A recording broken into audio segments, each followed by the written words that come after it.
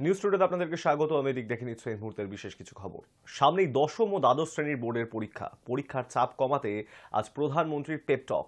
নয়া দিল্লিতে পরীক্ষা পে চর্চায় পরীক্ষার্থীদের সঙ্গে সরাসরি কথা বললেন মোদী। এতে অংশ নিয়েছে গোটা দেশের 2,26,00,000-এরও বেশি পড়ুয়া। পরীক্ষা পে চর্চায় প্রধানমন্ত্রীকে প্রশ্ন করতে পারবে ছাত্রছাত্রীরা। এই অনুষ্ঠানে ছিলেন শিক্ষক শিক্ষিকা ও অভিভাবকরাও। প্রতিবারই বোর্ডের পরীক্ষার আগে পরীক্ষার্থীদের জন্য থাকে মোদীর এই ভোকাল টনিক। 7 साल में 7 अलग अलग बैचेज इस परिस्थितियों से गुजरी है और हर नई बैच को भी इन्हीं समस्याओं का सामना करना पड़ रहा है।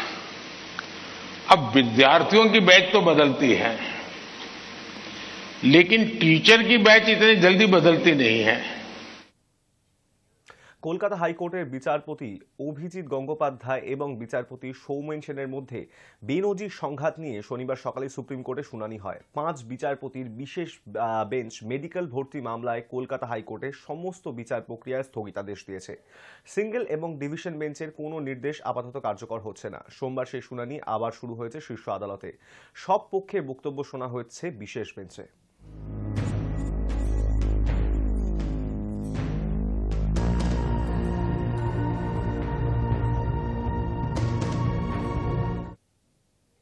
হাইকোর্টের 2 বিচারপতির সংঘাত প্রসঙ্গে সোমবার প্রধান বিচারপতি বললেন, সিঙ্গেল এবং ডিভিশন বেঞ্চ নিয়ে যা হচ্ছে তা ঠিক হচ্ছে না। তবে এই প্রসঙ্গে আর কোনো মন্তব্য করতে রাজি হয়নি শীর্ষ আদালত। বিচারপতি চন্দ্রচূড় বলেন, আমরা এ নিয়ে কোনো মন্তব্য করলে হাইকোর্টের গরিমার ওপর তার প্রভাব পড়বে, তাই এই বিষয়টি আমরা অন্যভাবে সমাধান করব।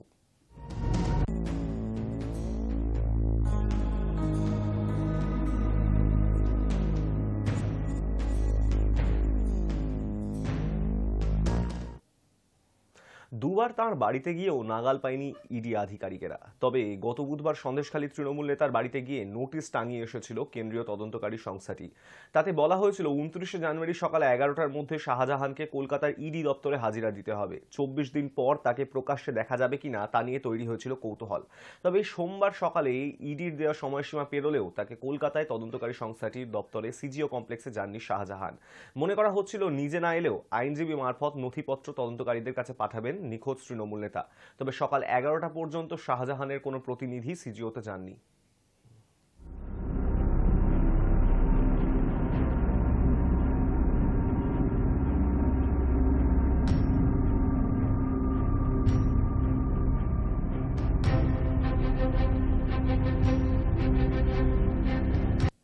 কোথায় লুকিয়ে সন্দেশখালীর বাহুবলী শাসক নেতা শেখ শাহজাহান? বিস্ফোরক দাবি প্রাক্তন সিপিএম বিধায়কের। বাড়ির থেকে 1.5 কিলোমিটার দূরেই আছে শেখ শাহজাহান। রাত্রিবেলায় সন্দেশখালীতে ফিরে আসছেন শেখ শাহজাহান, দাবি প্রাক্তন সিপিএম বিধায়কের। তিনি কি বললেন আমরা শুনবো। রামপুরের কাছাকাছি, মানে বলা যেতে পারে তার বাড়ি থেকে প্রায় 1-2 কিলোমিটারের মধ্যেই কিন্তু সে নিজের মতন করেই আছে। তার বিরাট আতঙ্ক আছে, ভয় আছে বলে আমার মনে হয় না। কারণ আমি 2 দিন আগে খবর পেলাম ওর যে ইটভাটাটা আছে মানে ধামাখালিতে, সেই ইটভাটাতে তার একেবারে ঘনিষ্ঠ সে হচ্ছে শিবু হাজরা, তার সঙ্গে দেখা করতে গেছিল এবং তার বিভিন্ন যে ব্যবসাগুলো আছে সেগুলোও কিন্তু সে বহাল তবিয়াতে তার মতন করে চালাচ্ছে বলে আমার কাছে খবর আছে। শাহজাহান এই এলাকা ছেড়ে যাওয়ার লোক নয়, কারণ এই এলাকা থেকে গেলেই সে অ্যারেস্ট হয়ে যাবে। ইডি কেন কোর্টের রায় হওয়া সত্ত্বেও এই যে 2টো থানা নেজাট এবং সন্দেশখালী, এই থানার পুলিশ শাহজাহানকে গ্রেপ্তার করবে না। আমি আগেও বলেছি, থানার পুলিশ গ্রেপ্তার করবে তখন যখন দিদিমণির রায় পাবে। এই এলাকায় ওই রাত্রেবেলা চলে আসছে, রাত্রেবেলা চলে ঢুকে যাচ্ছে, থাকছে না কিন্তু এই দিকে পার্ক সার্কাস বলেন কলকাতার দিকে ও কিন্তু থাকবে না, আসছে কিন্তু থাকবে না। ওকে থাকতে গেলেই সন্দেশখালীতেই থাকতে হবে, কারণ সন্দেশখালীতে ওর যা বাহিনী আছে, পোড়াকাঠি, সন্দেশখালী, ওদিকে হচ্ছে আপনার ডুগডুগি বাজার, নিজের এলাকা ছোট আজগারা, সেটা ঘনবসতি এলাকা এবং তার নিজস্ব এলাকা, সেই এলাকাও থাকার পক্ষে তার যথেষ্ট উপাদান আছে। এমনকি তারপরে লাউখালীতেও সে থাকতে পারে। রাতের অন্ধকারেই সে যাওয়ার চেষ্টা করছে। সবাই যেখানে নদী পেরিয়ে যাচ্ছে, যেখানে বাইকে যাওয়ার যাচ্ছে, এটা নিয়ে তার কোনো অসুবিধা নেই। সঙ্গে তার নিজস্ব বাহিনী আছে, তারাই থাকছে, সশস্ত্র অবস্থায় থাকছে। যেদিনটা ও ওই কোড়াকাঠি পেরিয়ে যখন ডুগডুগি বাজারের ওখানে ছিল রাত্রেবেলা, সেই ডুগডুগি বাজার থেকে তার পরের দিন পেরিয়ে রাত্রেবেলা রাত 9টা-10টার দিকে আমতলী খেয়া পেরিয়ে আমতলীর কাছাকাছি ও কোনো একটা বাড়িতে ছিল। ফের ডিগবাজি নীতিশ কুমারের। লোকসভা ভোটের আগেই মহাজোটের হাতছাড়া হলো বিহার। সকালে মহাগঠবন্ধন জোটের মুখ্যমন্ত্রী পদ থেকে ইস্তফা, বিকেলে সেই নীতিশ কুমারই আবার বিহারের মুখ্যমন্ত্রী হিসেবে শপথ নিলেন। নবমবার মুখ্যমন্ত্রী নীতিশকে শুভেচ্ছা জানালেন প্রধানমন্ত্রী। বিহারের উপমুখ্যমন্ত্রী হলেন বিজেপির 2 বিধায়ক।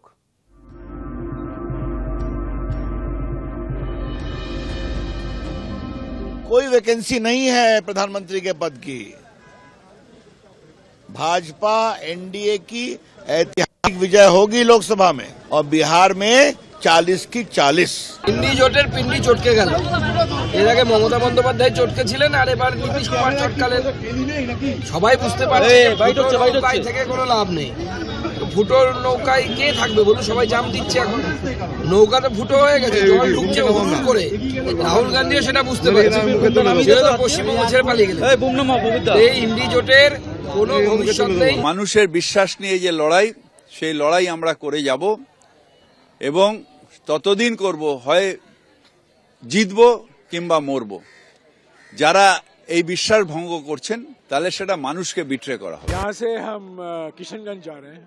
फ्लैग हैंड ओवर होगा किशनगंज में अशफाकुल्ला खान स्टेडियम, और आज रात को अररिया में रहेंगे। पूर्णिया और किशनगंज से होकर पूर्णिया से होकर अररिया, और परसों यानी 31 को मालदा, मुर्शिदाबाद, बीरभूम वापस लौट आएंगे, और उसके बाद हम झारखंड में प्रवेश होंगे। झारखंड में हम 5 तारीख को या 6 तारीख को एक पब्लिक रैली का आयोजन करने वाले हैं, जिसमें हमारी उम्मीद है कि कांग्रेस अध्यक्ष भी मौजूद होंगे। सर, लेकिन पश्चिम बंगाल में है, यहाँ रैली भी चल रही है, यहाँ के सीएम को आप लोगों ने इनवाइट किया है क्या? नहीं, सीएम को इनवाइट किया है, हाँ इनवाइट किया है जमीनी स्तर पर। कल तो जलपाईगुड़ी और सिलीगुड़ी में जो पद यात्रा हुआ, 2 किलोमीटर का पद यात्रा जलपाईगुड़ी में हुआ, 2 किलोमीटर का पद यात्रा सिलीगुड़ी में हुआ, और हमें उम्मीद ही नहीं थी कि इतनी भारी मात्रा में महिलाएं, युवा, बुजुर्ग, बच्चे सभी लोग सड़क पर आए हैं, उतरेंगे।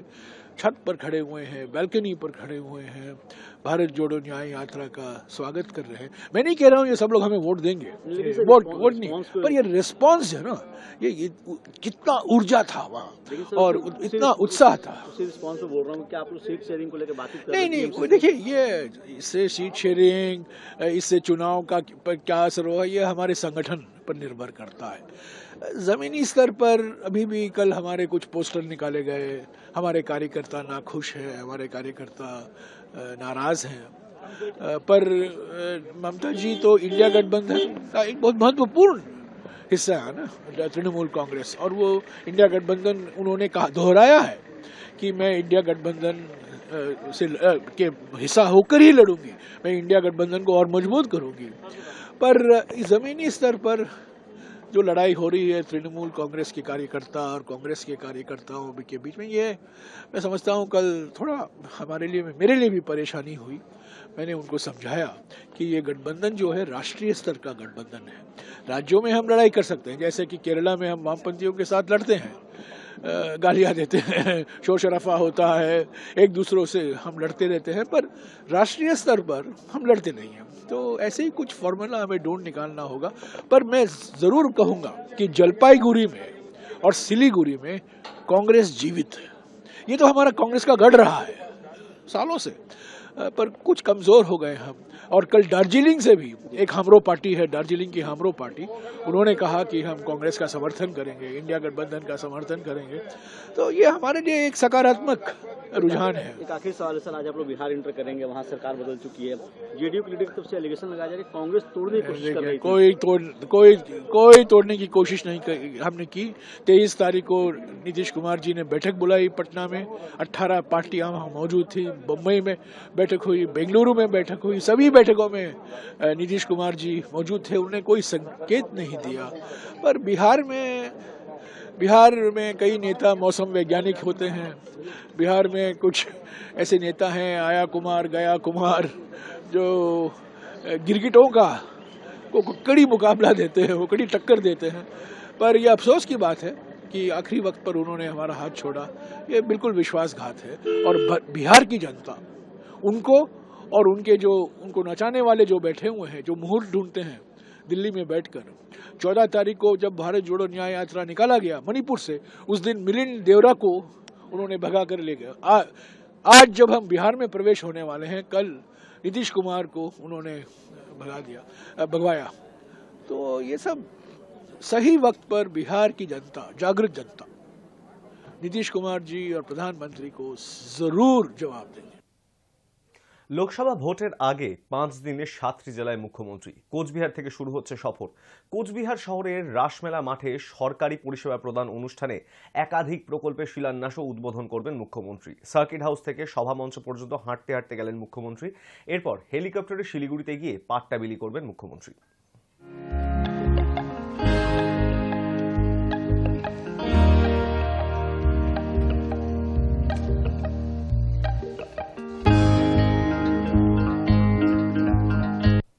এক সপ্তাহের মধ্যে সিএএ কার্যকর হবে। পশ্চিমবঙ্গ সহ গোটা দেশে সিএএ কার্যকর হবে।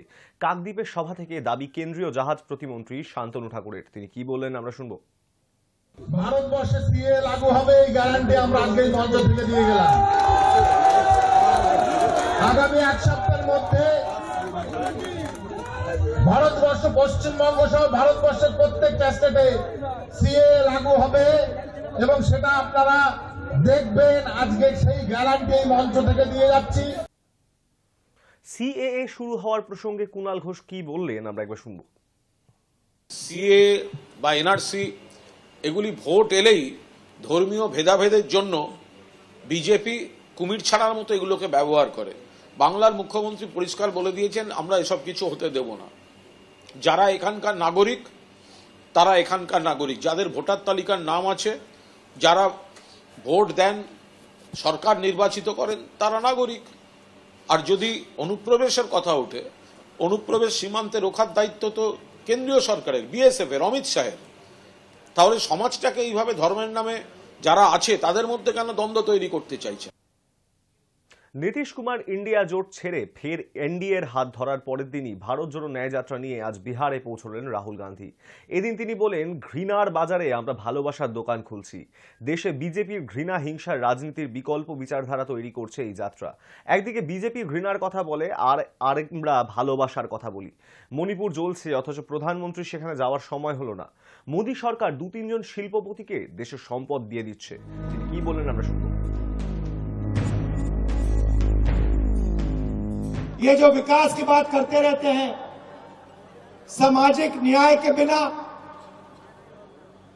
आर्थिक न्याय के बिना ये काम किया ही नहीं जा सकता है। अंत में मैं आपको एक उदाहरण देना चाहता हूं। पूरा देश जानता है कि देश में सबसे बड़ी आबादी ओबीसी वर्ग की होती है। तकरीबन 50% ओबीसी वर्ग की आबादी है। 15% दलित है, 12% आदिवासी हैं,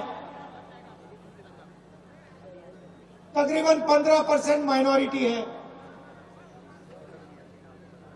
ये सच्चाई है देश की। यहां जो ओबीसी वर्ग के लोग बैठे हैं, मैं आपको बताना चाहता हूं कि हिंदुस्तान की सरकार को 90 आईएएस अफसर चलाते हैं। देश का पूरा बजट, हर रुपया ये लोग निर्णय लेते हैं। डिफेंस में कितना पैसा जाएगा, स्वास्थ्य में कितना जाएगा, किसानों को कितना मिलेगा, ये 90 अफसर ये सारे निर्णय लेते हैं। इनके बिना बजट का 1 रुपया नहीं बांटा जा सकता। और मैं बिहार के ओबीसी से कहना चाहता हूं पिछड़े वर्ग के लोगों से कहना चाहता हूं, इन 90 अफसरों में से ओबीसी वर्ग के सिर्फ 3 हैं। और अगर बजट में 100 रुपए बांटा जाता है तो ओबीसी वर्ग के अफसर सिर्फ 5 रुपए बांटते हैं। ये सच्चाई है और ये ओबीसी वर्ग के साथ हो रही है, दलित वर्ग के साथ हो रही है, आदिवासी वर्ग के साथ हो रही है। इसलिए हमने सामाजिक न्याय का सबसे क्रांतिकारी काम करने का निर्णय ले लिया है। भाइयों और बहनों, इस देश को पता लग जाना चाहिए कि इस देश में ओबीसी कितने हैं, दलित कितने हैं, आदिवासी कितने हैं, जनरल कितने हैं। उस काम को करने के लिए जाति जनगणना की जरूरत है। जाति जनगणना एक क्रांतिकारी कदम है।